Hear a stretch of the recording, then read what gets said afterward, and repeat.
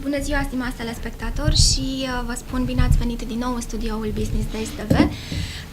De această dată vom avea o discuție cu un antreprenor în serie.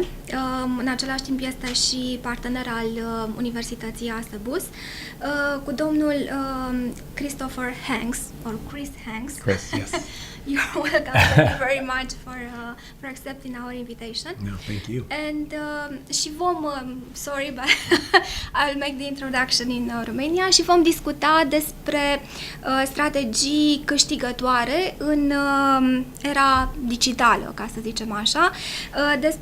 We are going to talk about winning strategies, Yes. In the digital age, and about what's new on the American market. Yes, yeah, because one thing that we've done with our Entrepreneurship Center at Kennesaw State University is surrounded ourselves with the most successful entrepreneurs in the southeastern United States. How many are they? So, Register at your university. the university, the number of students is about 35,000 students, but that doesn't include the entrepreneurs that we sort of serve in the southeastern region. And we take those winning strategies and actually infuse it in the curriculum, as well as our partner organization here in Romania, Asebus, that has an entrepreneurial MBA and an executive MBA program. So the idea is like, what can we learn from some of these best people to make ourselves better? What are they doing to outperform competition? And that's been the focus of a lot of our conversation today, which has been really, really great. So. Thank you, that's interesting. Can you tell us more about those winning strategies? Yeah, so one of the things that we wrote about in your magazine, one of the things in the digital age is a new trend is, how do we create an automatic customer?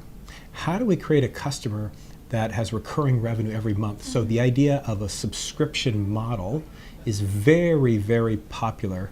And companies that have a recurring revenue from customers, those customers tend to buy more from the company. Like, for example, Amazon has their Prime membership, but it's not really about the money that they charge the customers that's so important to the company. It is the fact that because customers are buying that membership, they tend to buy more products to justify the purchase of the membership. So they have a deeper and longer lasting customer relationship. So they take satisfied customers and they move them more towards loyal customers, which is more important because satisfied customers leave us once technology is disrupted or a competitor offers a cheaper price. But loyal customers stay with us more. They're more deeply ingrained in what we do. So the idea of subscription models and creating automatic customers is very important. Also, those companies tend to sell for more money if they're purchased by another company, up to 48 times more in purchase price. That's a news. Yeah. Yeah. Actually.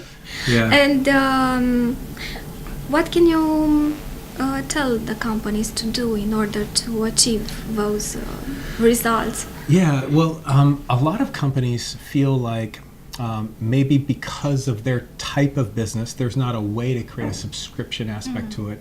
But with most industries, there is a way. We just have to think of a new way, and a new form of offering value to our customers. So we have to constantly reframe how our customers perceive the value that we create, because technology is changing so quickly. And we can't rely on our technology to offer that competitive advantage. Instead of staying close to the technology, we have to stay closer to the customer and design our business around the customer. And whatever technology changes, I'm still serving the customer in this way, or solving a problem for that customer in this way, and creating value for them in this way. So a lot of times we forget, we'll spend our time on the technology of the products and forget, like, how do I design it around the customer and their preferences and stay very close to the customer? Because customers will tell us how to run our businesses if we just listen hard enough. Besides listening to the customer, what do you advise the companies to do? Boy, there's a whole lot that we've been kind of discussing there, because there's so many things that some of these most successful entrepreneurs do. But one of the things that they do better than most is they're able to cast a vision. They're able to describe a picture of the future that produces passion in the people they're working with, whether there be employees or investors or suppliers. So they have to generate passion. Yeah, and they have to transfer that, because a lot of times an entrepreneur is passionate, but their employees aren't. Yeah. Why should they be motivated just to make them rich? That doesn't. So a lot of employees would rather join a cause than a company. And so it's my job to translate that vision and say, here's why the world is a better place, because you're doing what you're doing. Like an example would be a receptionist saying, well, I'm just a receptionist. Well, no, you're actually the person that the customer, absolutely, the customer gets the first impression of our company and the value we create. And without the customers, we have no salaries to pay. So you're one of the most important people in the company. So reframing the way they view it, because we have to have deeply engaged employees if we want deeply engaged customers. So we have to be able to cast vision and really get them to see. You know, like the real successful people, there's people who sort of see and then believe, and then there's people who believe and then see. And the winning and the successful entrepreneurs and leaders, they tend to, they first believe and then they see, and they're able to articulate that. Also, there's, with all this disruption in technology, there's all this uncertainty, and that scares people. You know, disruption is a very, very scary thing. I've actually heard of one American CEO who actually didn't even want to use the word in the workplace because change is scary, right? But as leaders, what we have to do is provide clarity in the midst of all that uncertainty, because that provides us some type of comfort. We don't always know what's going to happen in the future, so we don't always have to have the right answers, but we have to provide a clarity, saying, look, we're going from, here's where we are, but here's where we're going. We're going to go there. And that's my job, to provide the clarity in the midst of all of this uncertainty. That's part of casting vision. What can you tell us more about the what the other successful entrepreneurs, as you call them, are doing better than all of us? Yeah, well, they're better at casting vision. They're better at transferring their enthusiasm for what they do to other people, because you know, sometimes when we start businesses, we're the doer of all the things that we do, and we have to move from owner and leader, so that implies getting it done through others. So they're also better at managing people to specific, the term that we use a lot is key performance indicators, or KPIs. Right? So like, okay, I'm going to hold you accountable. The two most important drivers of performance tend to be accountability and consistency. So it's each and every week, if I'm keeping score, I'm going to get better results. Measure. I can measure. And sometimes we don't know how to measure. Like, I need to have better customer relationships. Well, I don't know how to measure that, but hey, you know what? This week you're going to go meet in person with our 5 biggest clients. So that's why I can keep score. Like, I don't know if that leads to, I'm making an assumption that leads to better relationships and deepening those relationships, but I don't know. And I can't measure that, but I can measure the 5. And then if we say, okay, what did we learn from that? We hit the goal. What did we learn from that? Or we didn't hit the goal. What did we learn from that? Whether or not you succeed or fail on a weekly basis or a monthly basis, you should ask the same question. Hey, I failed at that this month. Great. What did I learn from that? I succeeded at that. Great. What did I learn from that? Because another thing we learned about successful entrepreneurs and leaders of company is the fundamental root of their competitive advantage is their ability to outlearn their competition. So that's why we're constantly learning. If I learn faster than you and take action on what I've learned, I'll usually perform better than you. What's very interesting about some other winning strategy? Yeah, so sort of another winning strategy is, I'm sorry. No. Yeah, I was just thinking it's very interesting what you're saying. Yeah.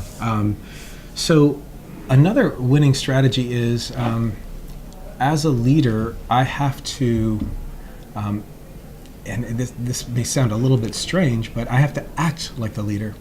I lose my right to have a bad day. I can't take out my frustration on my employees, because if I'm going to ask my employees to follow me, and more than just trade time for dollars, but really engage, then I have to act a certain way. I have to give them the confidence that, yeah, I know we're small now, but we're getting bigger and we're going places.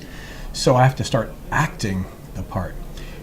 Act as if you are already that $1 million in revenue company, or act as if you're already a 200 employee kind of company, or whatever your goals are. You start acting like the CEO, and then you tend to what we believe will happen sometimes tends to happen. There's a great Henry Ford quote that I've always liked that says, whether you think you can or you think you can't, you're right. Yeah. So we've got to reinforce that belief. So it's about psychology a lot. It is. It is, and that surprises people, I think, because in reality, as business leaders, we're in the people business. We tend to think it's analytics and logic, and that certainly has a strong place. I'm not saying that doesn't. But when organizations are made up of people, how do I get the most out of my people? In fact, if I only got 2% more out of my people, well, that's a huge impact on my bottom line. So how do I do that? And that becomes a real important thing for entrepreneurs to sort of tap into. In fact, I loved how one American entrepreneur put it when I was interviewing him about his success. He just phrased it like this. He says, I just decided to get into the people business, and then I just happened to get rich in the process. And I just thought that was really a kind of a great description of his role as the leader of the business. Wow. Thank you very much for this interview. Noastră vă mulțumesc pentru că ne-ați urmărit. Câteva idei despre ceea ce se întâmplă în America, unde locul unde ne uităm, mai ales când este vorba despre activități antreprenoriale și când este vorba despre business, ține foarte mult de psihologie, ține foarte mult că businessul este de fapt despre oameni și ține foarte mult de felul în care te simți lider, te simți antreprenor și știi încotro să-ți duci oamenii, încotro să-i motivezi și cum să-i motivezi și cum să-i faci, cum să-i determini să ajungă din punctul A în punctul B. Vă mulțumim încă o dată că ne-ați urmărit. Pentru moment vă zicem la revedere din studioul Business Days.